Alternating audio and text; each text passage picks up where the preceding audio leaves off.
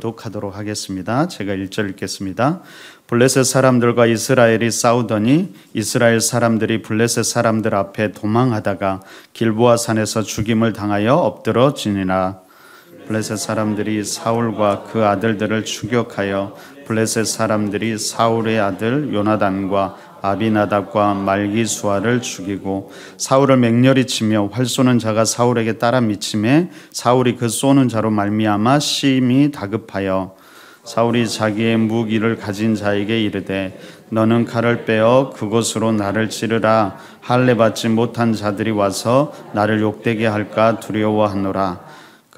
그러나 그의 무기를 가진 자가 심히 두려워하여 행하기를 원하지 아니하매 사울이 자기 칼을 뽑아서 그 위에 엎드려지니 무기 가진 자가 사울이 죽는 것을 보고 자기도 칼에 엎드려져 죽으니라. 이와 같이 사울과 그의 세 아들과 그 온 집안이 함께 죽으니라. 우리 13절 14절은 한 목소리로 함께 읽겠습니다. 사울이 죽은 것은 여호와께 범죄하였기 때문이라. 그가 여호와의 말씀을 지키지 아니하고 또 신접한 자에게 가르치기를 청하고 여호와께 묻지 아니하였으므로 여호와께서 그를 죽이시고 그 나라를 이새의 아들 다윗에게 넘겨주셨더라. 아멘. 여러분, 혹시 여러분들은 장례식장에 가시면 어떤 생각을 하십니까? 여러분, 한 사람의 죽음은 우리에게 많은 교훈과 생각할 것들을 던져주지요. 오늘 본문도 한 사람의 죽음을 이야기합니다. 그런데 여러분, 아이러니하게도 여러분 역대기 10장은 새로운 이스라엘의 출발을 이야기하는 부분입니다. 그러니까 한 사람의 죽음을 통해서 새로운 이스라엘이 출발하고 있다는 것을 보여주고 있습니다. 여러분, 이렇게 새로운 출발을 하게 하는 죽음에는 두 종류의 죽음이 있습니다. 하나는 순교지요. 우리가 주일마다 사도행전을 살펴보고 있는데 복음이 경계를 넘을 때마다 있었던 것은 순교의 피였습니다. 여러분, 가장 대표적인 예로 사도행전 7장을 보면 스데반이 순교하게 되지요. 여러분, 이를 통해 복음이 예루살렘에만 머물러 있던 그 복음이 예루살렘을 넘어가게 되고 유대와 사마리아 땅까지 전해지게 됩니다. 이후에 12장을 보면 헤롯의 핍박을 통해 야고보 사도가 죽임을 당합니다. 이후에 13장부터 복음이 땅끝까지 전파되기 시작합니다. 여러분, 우리는 이런 죽음을 참 귀하게 여기지요. 물론 하나님도 그 죽음을 귀하게 여길 것입니다. 근데 여러분, 오늘 본문은 또 하나의 죽음을 보게 됩니다. 물론 이 죽음을 통해서도 새로운 삶의 역사들이 시작되지만 전혀 다른 죽음이지요. 바로 사울 왕의 죽음이었습니다. 여러분, 사울 왕 생각해 보면 처음의 시작은 누구보다도 좋은 사람이었습니다. 처음 사무엘로부터 이스라엘 왕으로 추대되었을 때 그는 외모가 준수했다라고 성경은 이야기하고요. 뿐만 아니라 성품도 겸손한 사람이었다라고 이야기합니다. 그래서 사무엘이 그가 왕이 될 거라고 말했을 때 그때 이렇게 고백하지요. 나는 이스라엘 지파의 가장 작은 지파 베냐민 사람이 아니니까 또 나의 가족은 베냐민 지파 모든 가족 중에 가장 미약하지 아니니까 당신이 어찌하여 내게 이같이 말씀하시나이까. 여러분, 왕으로 공개적으로 지명을 받았을 때도 그는 앞으로 나가지 않고 오히려 뒤로 숨었고 왕으로 선출된 후에도 일부 사람들이 그를 멸시하며 왕으로 인정하지 않아도 결코 분노하거나 그들을 처벌하지 않았습니다. 악으로 갚지 않았지요. 결코 그는 권력을 탐하지 않았고 권력으로 권세를 함부로 부리지도 않았습니다. 이처럼 시작은 너무나 아름다운 모습이었죠. 근데 그의 마지막 모습은 어떨까요? 여러분, 블레셋과의 싸움에서 그의 아들들이 다 죽임을 당하지요. 그리고 사울도 적의 화살에 맞아서 중상을 입게 됩니다. 뿐만 아니라 이때 사울이 할례 받지 못한 자들에게 죽는 것을 수치스럽게 여기면서 무기 든 자에게 칼을 빼어 자기를 찔러 죽이라고 이야기합니다. 그렇지만 그가 두려워해서 그 일을 행하지 못하자 결국에는 자기 칼을 뽑아 그 위에 엎드려져서 자결하고 말지요. 여러분, 그렇게 길보아 전투에서 사울과 세 아들이 모두 죽음을 맞이하면서 사울 가문이 몰락하게 됩니다. 말씀드렸듯이, 그런데 아이러니하게도 이 죽음을 통해서도 하나님은 새로운 역사를 일으키십니다. 이것이 바로 역대기의 이야기입니다. 여러분, 출발이 너무나 좋았던 사울이 마지막 비극적인 종말을 맞게 된 이유가 무엇이었을까요? 재수가 없어서, 전쟁에 져서 그랬던 걸까요? 오늘 성경은 그 이유에 대해서 이렇게 이야기합니다. 우리 13절과 14절 다시 한번 한 목소리로 읽어보도록 하겠습니다. 함께 읽습니다. 자, 시작. 사울이 죽은 것은 여호와께 범죄하였기 때문이라. 그가 여호와의 말씀을 지키지 아니하고 또 신접한 자에게 가르치기를 청하고 여호와께 묻지 아니하였으므로 여호와께서 그를 죽이시고 그 나라를 이새의 아들 다윗에게 넘겨주셨더라. 여러분, 성경은 사울의 죽음이 단순히 전쟁의 패배에서 시작된 것이 아니라 하나님 앞에서의 범죄함, 죄의 결과라고 이야기합니다. 그럼 사울이 하나님께 범죄한 것이 무엇이었을까요? 오늘 본문은 대표적으로 두 가지를 말합니다. 하나는 하나님의 말씀을 지키지 않은 것이었고, 다른 하나는 신접한 자에게 가르치기를 청하고 여호와께 묻지 않았다라고 이야기합니다. 여러분, 첫 번째, 사울이 여호와의 말씀을 지키지 않은 것, 무엇이 있을까요? 성경에서는 대표적으로 두 가지 사건을 이야기합니다. 하나는 사무엘상 13장을 보면 사울 통치 2년에 요나단이 블레셋의 수비대를 공격하자 이에 블레셋은 믹마스로 대대적인 공격을 해옵니다. 이에 사울도 이스라엘 백성들을 길갈에 모이게 하는데, 이때 사무엘이 사울에게 자기가 올 때까지 7일간을 기다리라고 이야기합니다. 와서 함께 제사를 드리고 싸움을 시작해야 한다는 것이었죠. 근데 사무엘이 7일이 지나도록 오지 않자, 안 그래도 어마어마한 블레셋의 군대에 겁을 먹은 이스라엘 백성들이 조금씩 흐트러지고 도망가기 시작합니다. 그러자 사울이 번제와 화목제물을 가져오게 해서 자기가 스스로 번제를 드리게 되지요. 근데 바로 그때 사무엘이 곧 도착합니다. 조금만 더 기다렸으면 되는데 그 조금을 기다리지 못한 것이죠. 여러분, 사울이 이렇게 한 이유가 무엇이었을까요? 아마도 근본적인 마음은 그 안에 있던 두려움이었을 겁니다. 여러분, 두려움이 사울을 엄습해오자 조급한 마음을 갖게 되고 그만 사울은 여호와의 말씀을 거역했던 것이죠. 여러분, 뿐만 아니라 사울은 사무엘에게 그렇게 이야기합니다.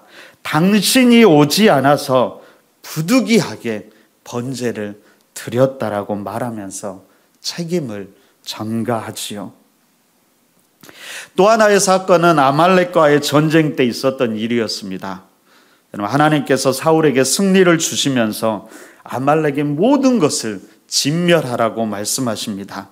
그런데 사울이 아말렉의 왕이었던 아각을 살려두고 좋은 가축들은 자신을 위해서 남겨두지요. 사울은 그것을 나중에 하나님께 제사 드리기 위함이라고 또 변명합니다. 그때 사무엘이 사울에게 이렇게 이야기하지요. 우리 사무엘상 15장 22절을 한 목소리로 함께 읽어보겠습니다. 함께 읽습니다. 자, 시작. 사무엘이 이르되 여호와께서 번제와 다른 제사를 그의 목소리를 청종하는 것을 좋아하심 같이 좋아하시겠나이까. 순종이 제사보다 낫고 듣는 것이 순양의 기름보다 나으니. 여러분, 이 두 가지 사건으로 볼 때 사울을 불순종하게 만들었던 것은 어쩌면은 두려움과 자기의 욕심이었다라는 것을 우리는 알게 됩니다. 여러분, 두려움과 욕심, 이 두 가지는 우리를 불순종하게 만드는 대표적인 것들이죠. 근데 여러분, 두려움이 언제 생기게 될까요? 그것은 우리 안에 있던 안전한 기반이 무너질 때, 바로 이 안전한 기반이 하나님이 아니라 다른 것이 될 때, 다시 말하면 하나님을 향한 믿음과 신뢰가 무너질 때 우리의 삶 가운데, 마음 가운데 두려움이 찾아오게 된다라는 겁니다. 지난주 청년 예배 때 제가 한번 이야기를 했는데요. 지난주에 윤성이가 갑자기 저희 가족 카톡방에 이런 글을 올렸습니다. 나에게 용돈 줄 사람 아무나 환영합니다. 그러자 다원이가 뭐라고 했는지 아십니까? 이 멍충아, 여기다가 올리면 아무도 용돈 안 줘. 그런 건 할머니나 이모가 있는 카톡방에 올려야 돼. 그러니까 네가 돈을 못 벌지. 여러분, 다원이는 다 아는 거죠. 엄마 아빠가 돈을 안 주는데 할머니와 이모는 준다는 것을 너무나 잘 압니다. 그래도 아들이 그렇게 이야기했잖아요. 너무 짠하더라고요. 그래서 제가 5만 원을 보내줬습니다. 집에 와서 제가 아이에게 물어봤어요. 윤성아, 근데 너 돈도 잘 안 쓰는데 그 돈 어디다 쓰려고 그래? 너 돈 쓸 때도 별로 없잖아. 그랬더니 윤성이가 그렇게 대답합니다.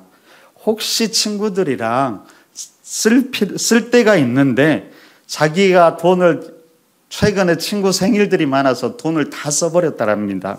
그래서 그 돈이 하나도 없으니까 괜히 불안하답니다. 그래서 그거라도 갖고 있으면 불안하지 않을 것 같아서 달라고 했다고 하더라고요. 그 이야기를 들으면서 우리 삶에서 주는 돈의 안정감에 대해서 다시 한번 생각해 보았습니다. 여러분, 이 땅에서 이것을 결코 무시할 수 없지요. 그럼 믿음의 사람들에게도 마찬가지입니다. 인정합니다. 그렇지만 근본적으로 우리의 안정감은 하나님이 되어야 한다는 것이죠. 여러분, 돈이 필요 없다는 것이 아니라 우리의 안정감의 기초와 근본은 돈이 아니라 하나님이 되어야 한다는 것입니다. 여러분, 사울은 그렇게 세상적인 것들로 자기의 안정감을 유지하는 사람이었습니다. 그런데 다윗은 그렇지 않았지요.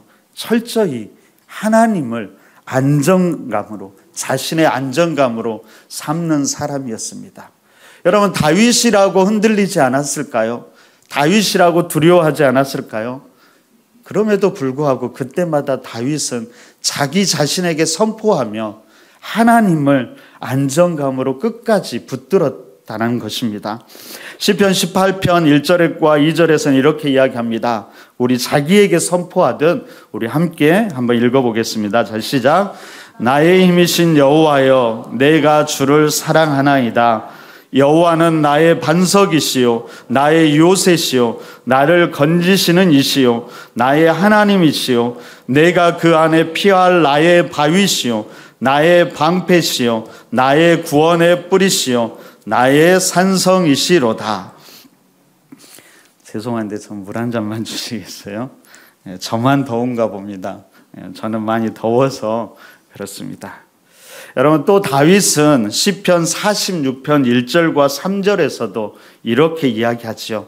우리 이 구절도 한번 우리 자신에게 선포하듯 한번 읽어보도록 하겠습니다. 함께 읽습니다. 자, 시작. 하나님은 우리의 피난처시요 힘이시니 환난 중에 만날 큰 도움이시라. 그러므로 땅이 변하든지 산이 흔들려 바다 가운데 빠지든지 바닷물이 솟아나고 뛰놀든지 그것이 넘침으로 산이 흔들릴지라도 우리는 두려워하지 아니하리로다. 여러분, 이 땅을 살아가면서 이런 일 저런 일이 생기지만 그래서 흔들리거나 두려워하지 않는다는 것이지요. 왜 그럴까요? 세상의 어떤 것이 아니라 하나님이 우리의 안정감이 되시기 때문입니다. 그래서 시편 144편 15절에서 이렇게 이야기합니다. 이러한 백성은 복이 있나니 여호와를 자기 하나님으로 삼는 백성은 복이 있도다. 여러분들은 누구를 여러분의 안정감으로 삼으십니까? 하나님을 기초로 삼는 믿음의 사람들이 되기를 부탁드립니다.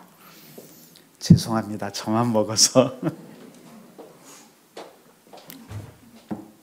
그러면 여러분, 욕심은 어떨까요? 여러분, 사실 욕심은 창세기부터 시작된 죄이지요. 여러분, 하와가 하나님께서 따먹지 말라는 선악과를 따먹은 직접적인 원인을 살펴보면 욕심과 욕망 때문임을 우리는 알게 됩니다. 여러분, 창세기 3장 6절에서 선악과를 바라보는 하와의 마음을 이렇게 기록합니다. 6절을 보니까요, 여자가 그 나무를 본즉 먹음직도 하고 보암직도 하고 지혜롭게 할 만큼 탐스럽기도 한 나무인지라. 먹음직도 하고 보암직도 하고 탐스럽다. 여러분, 감정적인 끌림이나 욕망이 불붙은 상태를 보여주고 있지요. 늘 보던 선악과의 나무를 있는 그대로 보는 것이 아니라 자신의 감정과 욕망을 통해서 보기 시작했다라는 겁니다. 그러자 그 나무의 열매가 이전과는 전혀 다르게 보이기 시작한 것이지요. 여러분, 어쩌다가 이렇게 되었을까요? 이전에는 아무런 문제가 없었던 시선이 왜 이렇게 변해버린 걸까요? 여러분, 성경을 보면 사단의 속삭임 때문이었음을 우리가 알게 됩니다. 여러분, 사단이 하와에게 이렇게 질문하지요. 하나님이 참으로 동산 모든 나무의 열매를 먹지 말라 하시더냐? 여러분, 이 질문은 단순히 사실을 확인하기 위한 질문이 아니었습니다.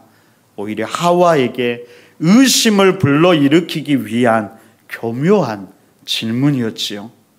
여러분, 하나님께서는 동산 모든 나무의 열매를 먹지 말라고 한 것이 아니었습니다.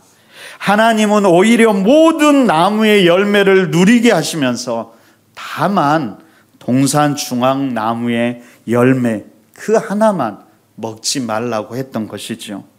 하나님의 원래 의도는 금지된 하나에 있었던 것이 아니라 나머지 모든 것을 풍성히 누리는 것에 있었습니다. 그런데 사단은 교묘한 질문을 통해 먹지 말라는 것, 금지된 하나에 더 관심을 갖게 만듭니다.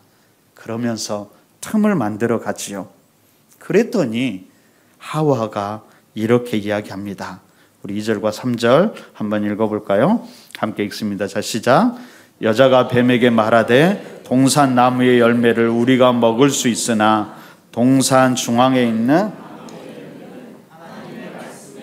너희는 먹지도 말고 만지지도 말라. 너희가 죽을까노라 하셨느니라.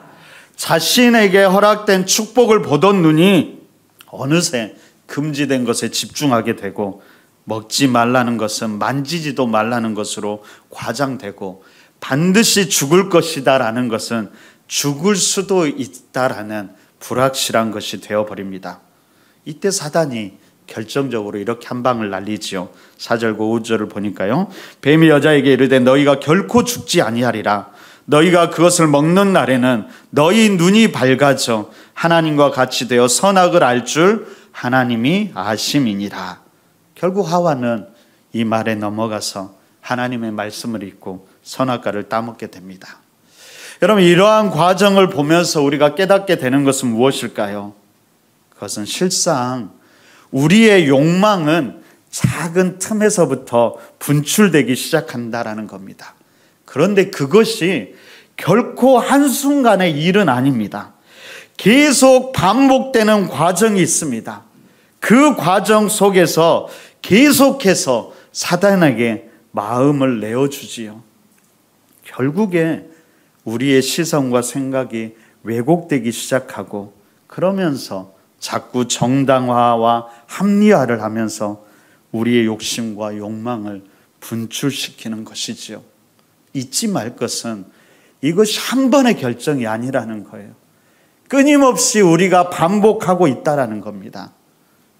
어떻게 해야 육체의 욕심과 욕망을 제어할 수 있을까요?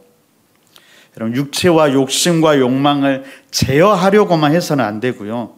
성령님을 끊임없이 우리의 삶 속에, 마음 속에 모셔드려야 되고 채워가야 하는 것입니다. 에베소서 5장 18절은 그래서 이렇게 이야기하지요. 술 취하지 말라. 이는 방탕한 것이니 오직 성령으로 충만함을 받으라. 여기서 성령 충만 또한 여러분 한 번에 흥분된 감정이 아니라 지속적이고 능동적인 성령님의 지배를 말합니다. 그 성령님께서 계속해서 주도권을 드릴 때 그것이 우리를 다시금 새롭게 한다는 겁니다. 그러기 위해서 첫 걸음으로는 뭐가 중요하냐면 의도적인 정한이 너무나 중요합니다. 여러분, 우리를 이 땅 가운데 다스리는 것은 크게 세 가지입니다. 첫째는 우리 자신의 생각과 욕심들이고요. 두 번째는 세상의 가치관과 악한 영들이고요. 세 번째는 성령님이십니다. 근데 여러분, 안타깝게도 이 땅을 살아갈 때 세 번째가 아니라 첫 번째와 두 번째가 우리에게 자연스러운 겁니다. 결코 이 성령님을 우리 안에 모시는 것은 이 땅에서 자연스러운 것이 아니지요. 그렇기 때문에 의도적인 노력이 필요합니다. 그것은 말씀과 기도의 자리로 의도적으로 나아가야 하고요. 우리 마음과 삶을 말씀으로 채워가면서 계속해서 구하는 것이 필요하다라는 것입니다. 그리고 그때 주시는 세미한 음성에 힘들지만 순종의 걸음을 걸어가야 하는 것이지요.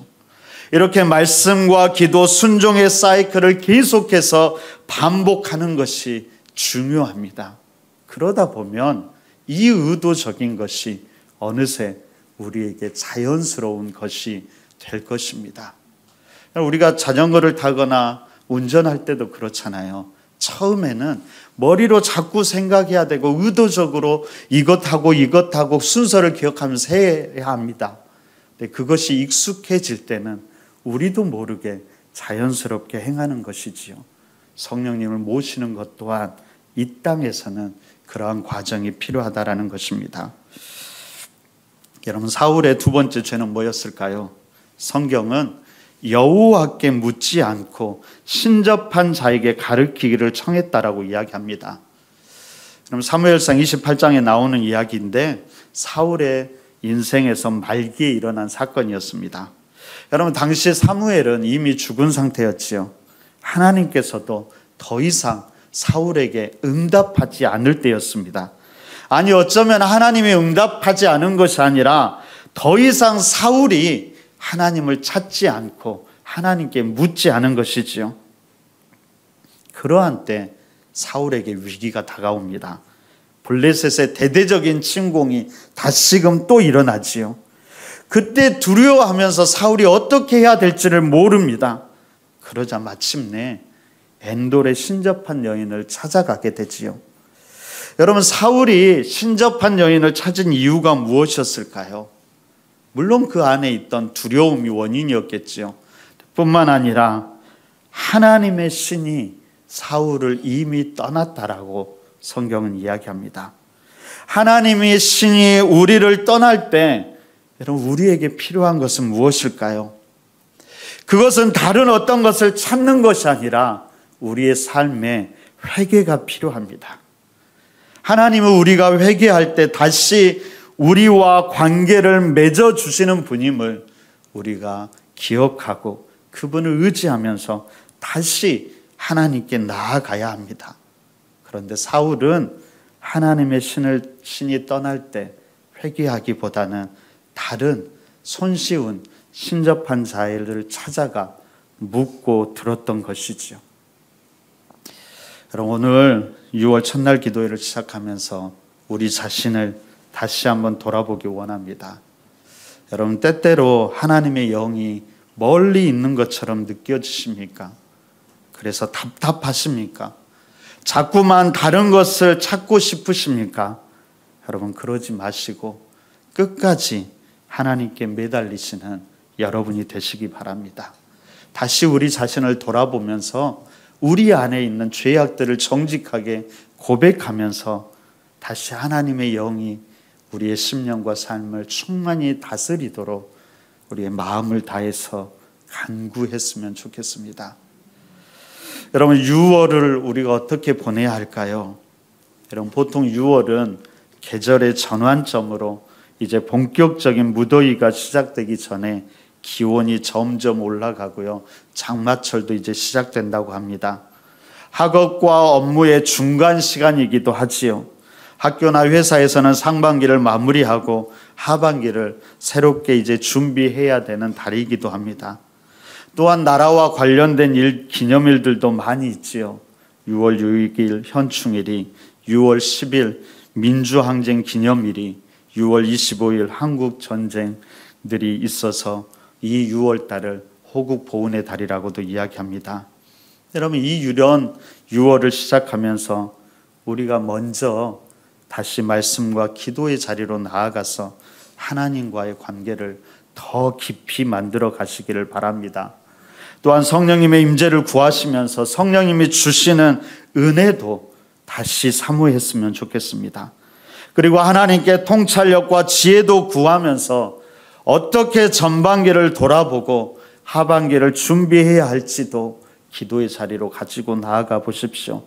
그 과정 속에서 회개해야 될 것들은 회개하면서 조급했던 마음, 내 생각과 내 욕심으로 가득했던 그 마음도 내려놓고 나의 잘못된 선택과 행동은 없는지 다시 한번 돌아보시기 바랍니다. 그리고 성령님이 주시는 평안 속에서 다시 여유를 갖고 하나님의 것들로 우리의 마음을 채워갔으면 좋겠습니다. 그래서 오늘 사울처럼 처음에는 아름다웠지만 나중에는 비참한 삶이 아니라 끝까지 아름다운 삶을 살아가시는 우리 길가의 교회 성도님들이 되시기를 간절히 바랍니다.